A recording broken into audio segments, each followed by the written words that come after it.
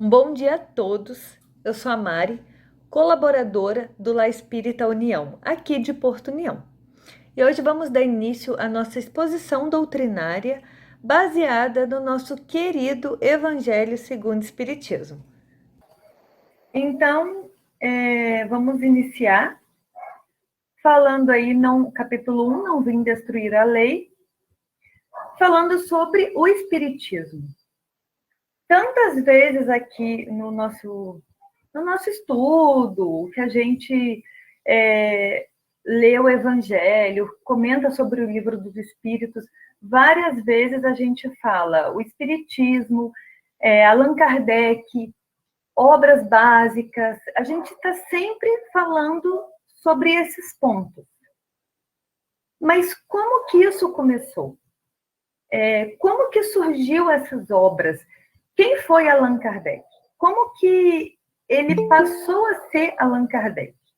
Então, a gente vai falar um pouquinho sobre esse apanhado, essa parte inicial dessa doutrina que, nos dias de hoje, é tão assim viva na nossa caminhada. Então, a gente fala assim, a doutrina espírita. Doutrina, não fala religião espírita. Então, a gente tem ali uma base, um tripé de ciência, filosofia e religião. E aí a gente fala assim, mas a doutrina espírita seria uma religião? Então, vamos entender. A religião, ela tem por parte mostrar o quê? Quando se fala em religião, se fala ali em dogmas, rituais, sacerdotes, aquela hierarquia. E não tem essa parte no espiritismo, na doutrina espírita. Mas tem a outra parte da religião, que fala do religar a Deus, que fala dessa conexão a Deus. Então, a doutrina espírita é uma religião? E aí a gente pergunta, o que é religião para você? Cada um se foca numa parte desse tripé, da filosofia, da religião e da ciência. Para mim, pessoalmente, é a minha religião, porque eu tenho mais essa parte sentimental, essa parte da fé. E aí vem a parte da ciência. Sim, é ciência. Porque até ser desenvolvida as obras básicas tão faladas, foi muita pesquisa, muito estudo, é a fé raciocinada. E filosofia? Também. Porque se a gente pegar aí qualquer matéria de filosofia aí da grade escolar, é uma dificuldade a filosofia, porque assim, você lê aquilo, um entendeu de um jeito, o outro filósofo entendeu de outro jeito, então cada um lê e entende de uma forma. Então, a doutrina espírita, ela é essa filosofia, cada um procura ali uma parte. Tem uns que vão para a ciência, tem outros que vão para a parte filosófica e tem outros que vão para a parte religiosa da coisa. E olha que bonita essa frase que eu achei, esse pedacinho aí de um textinho.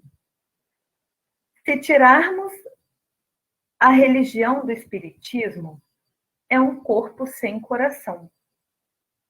Então, temos aí o afeto. Se tirarmos a ciência, fica um corpo sem cabeça. Então, ali a gente tem ali o raciocínio. E se tirarmos a filosofia, fica um corpo sem membro. Então, temos aí essa parte prática, que você analisa da forma que você bem entende. Eu acho que tem alguém com o microfone ligado. Deu.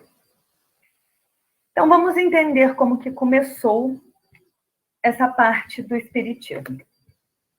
Eu não vou dar muitos detalhes assim de datas específicas, porém, Os temas que eu vou falar, tem bastante vídeos no YouTube aí, da Federação Espírita Brasileira, enfim, que todos que vocês quiserem depois pode estar vendo ou me mandando no privado aí que eu envio.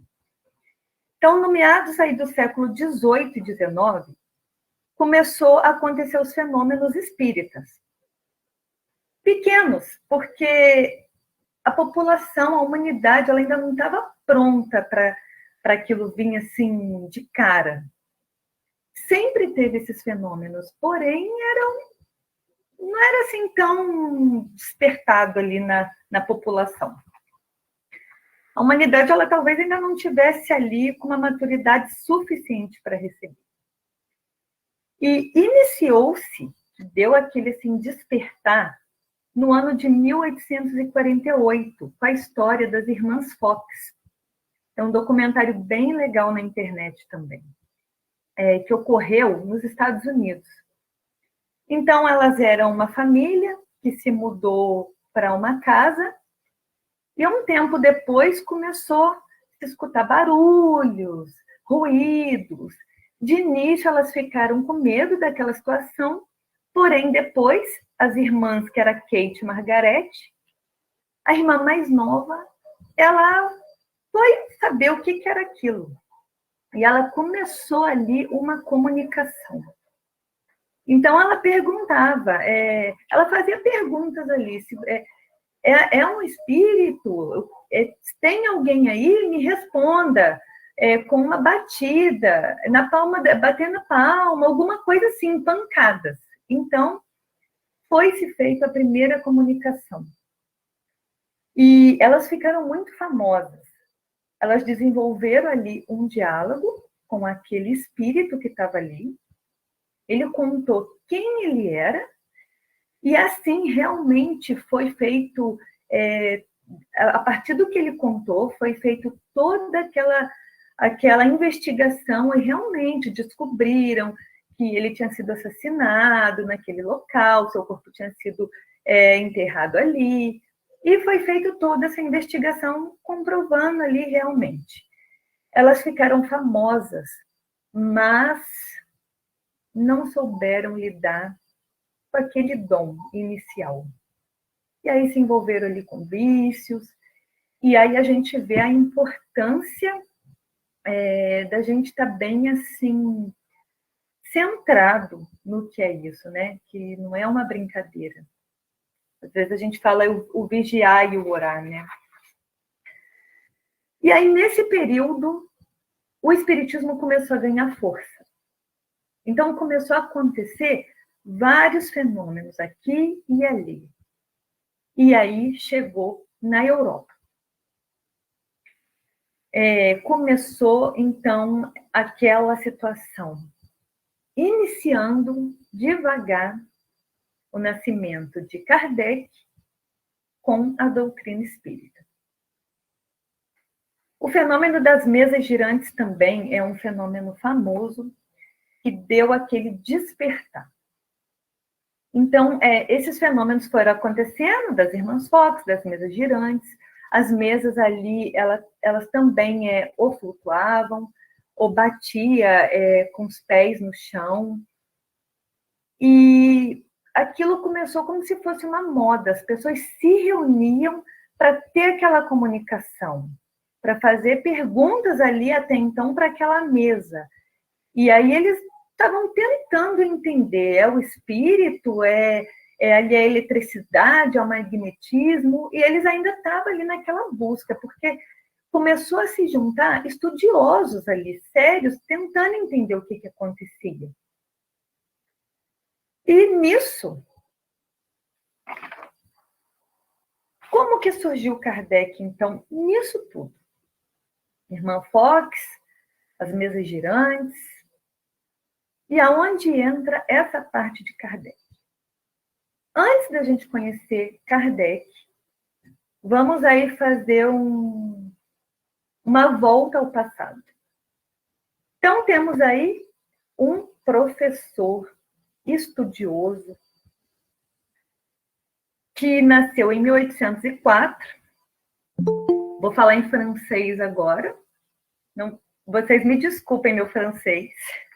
Então, ó, Hippolyte Léon Denisard Rivail era o nome dele, antes dele ser Kardec. Então, ele era uma pessoa assim, muito inteligente para aquela época, muito estudioso. O pai era juiz, então ele já era assim, de uma família de pessoas ali bem instruídas. E, além de estudioso, pesquisador, todas essas qualidades, ele foi o propagador da doutrina espírita. Coerente, crítico e corajoso. Então, assim, ó, às vezes a gente fala, era um religioso? Não, ele era um estudioso, que ele soube ali analisar com bom senso, tanto que é chamada a doutrina da razão. Então, ainda Hippolyte Léon, professor ainda, ele, quando criança, ele foi mandado à escola, ao Instituto Pestalozzi. Foi na Suíça. Em média, ele tinha uns 10 anos de idade. E olha que interessante. Não por acaso, porque na espiritualidade não tem o acaso. Léon Denisard, professor ali, estudioso e tudo, ainda criança, ele foi mandado à Suíça para estudar no Instituto Pestalozzi. E o que tem de sensacional nisso? Pestalozzi, ele ensinava uma forma didática diferente, diferenciada. Ele tinha uma linha de raciocínio de uma educação humanista, de solidariedade e afeto. Era prática e aprendizado. Ele tinha uma relação afetiva com aquelas crianças ali. Então, olha bem, essa moral toda que, após ser Kardec, ele trouxe para nós, mas olha lá atrás, aonde ele foi direcionado? A esse aprendizado de afeto. É como se fosse colocar o evangelho em prática. E aí, eu fazendo a pesquisa hoje, estudando para poder preparar esse estudo, eu descobri que em Osasco, em 2013, tem a escola. Eu achei muito interessante esse fato, porque é uma escola dentro dessa parte de Pestalozzi. Eles estudam, eles têm esse estudo direcionado também a essa afetividade, a parte aí das crianças, às vezes, com depressão. Então, como que está vivo hoje, eu achei muito assim, fiquei muito satisfeita de ver que isso ainda é vivo atualmente, né? E em 1828, o professor ainda, ele já tinha ali lançado alguns livros, da parte dele como professor. Então, um livro que se chama Plano para Melhoramento da Instrução Pública. Olha o que ele falava nesse livro. Ele ainda nem conhecia essa parte aí de doutrina espírita. A educação é a arte de formar os homens. Isto é, fazer surgir germens de virtude e reprimir vícios. Então, veja como ele está ali, todo numa caminhada. Ele está tendo uma bagagem para poder despertar essa doutrina espírita. Ele ajudava crianças carentes na casa dele, vindo desses ensinos de Pestalozzi ali, da solidariedade. Então, ele ajudava crianças, ele publicou livros. Então, em média, dos seus 50 e poucos anos, ele ouviu falar da tal mesa girante. E o amigo dele convidou ele para ir lá, porque como eles estudavam magnetismo, o amigo falou, vamos lá ver o que são essas mesas. E eles foram ali de pesquisar mesmo o que acontecia ali. Então ele chegou lá e começou a analisar aquele fato. E ele via aquela situação das mesas, das perguntas, e ele começou a observar as respostas. Não eram respostas assim simples, eram respostas inteligentes.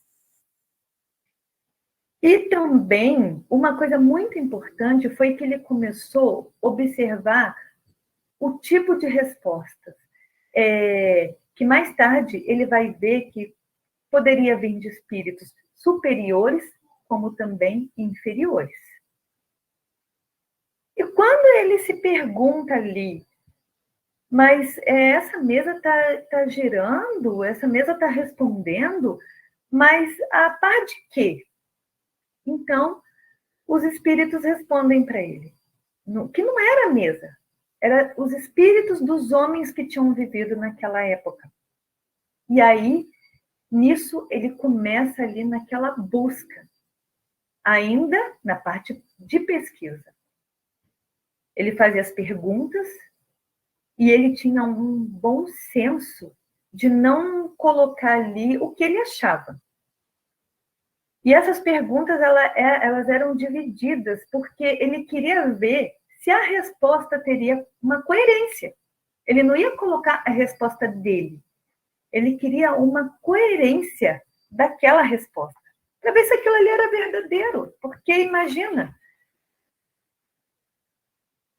E aí, um espírito chamado Zéfiro, um espírito muito familiar dele, eles dois tinham sido druidas numa outra encarnação.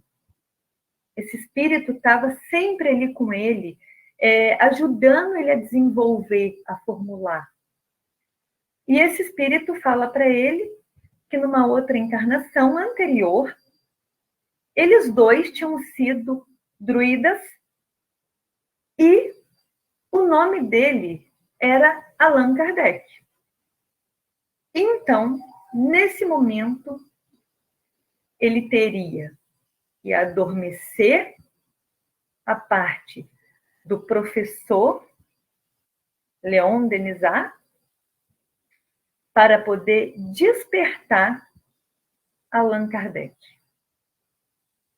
Por isso, deu esse caminho distinto. Um precisava adormecer para outro nascer, para o outro ser despertado. E ele tinha aquela missão.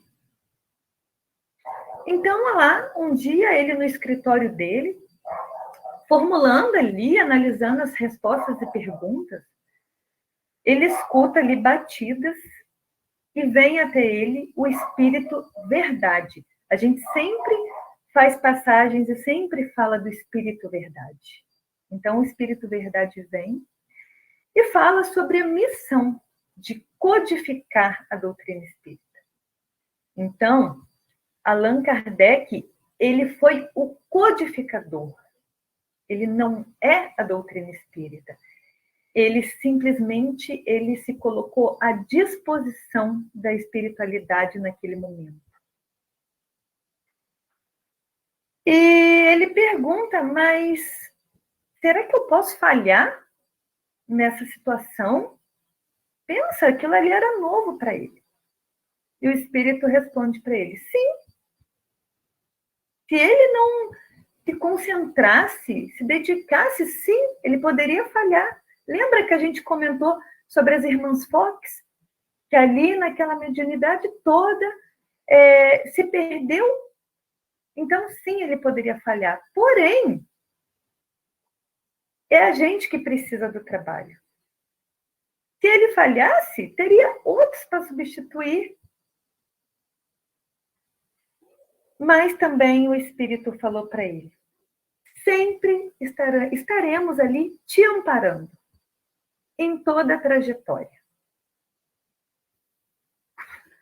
Kardec, então, com todas as suas perguntas formuladas, ele pergunta à espiritualidade se poderia ali estar desenvolvendo aquelas perguntas e respostas já bem conceituadas, bem estudadas. Como eu comentei, ele era coerente, a fé raciocinada. Então, a espiritualidade confirma para ele que poderia ser publicado o primeiro livro da nossa codificação, o Livro dos Espíritos. Um livro aí de perguntas e respostas bem formuladas e que dá todo ali o caminho para o Livro dos Médiuns, para o Evangelho. É dele que nasce a nossa codificação. Então, em 1857, é ali publicado o Livro dos Espíritos. 1000 e tantas perguntas.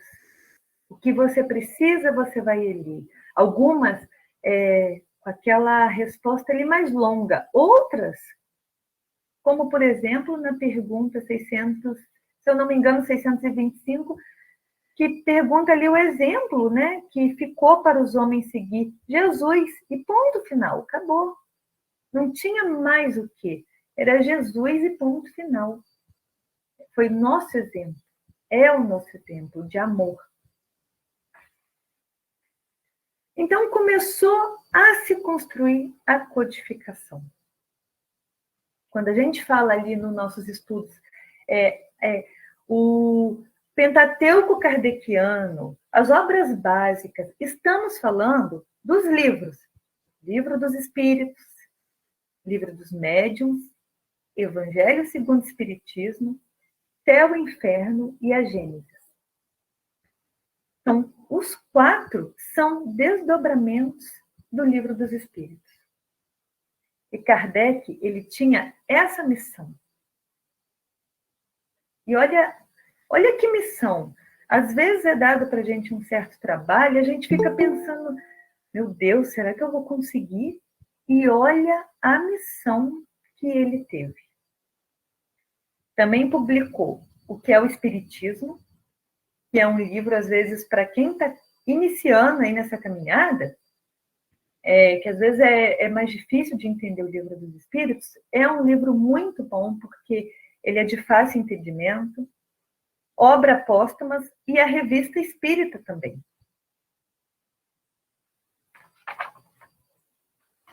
E se deu, assim, a fonte de todo esse conhecimento.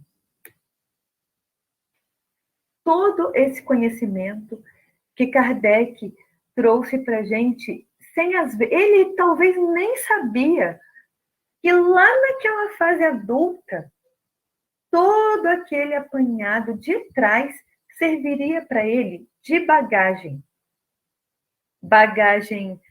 Ele já tinha ali uma bagagem científica, porque ele era professor, estudioso, mas ele também adquiriu uma bagagem moral para poder se dedicar a isso tudo. Ele precisou de muita coerência, muita sabedoria, muita coragem. Porque imagina naquele tempo desenvolver tudo isso. Fazer toda essa codificação. Eram dias e dias e dias à disposição daquilo. Mas a espiritualidade já tinha avisado para ele.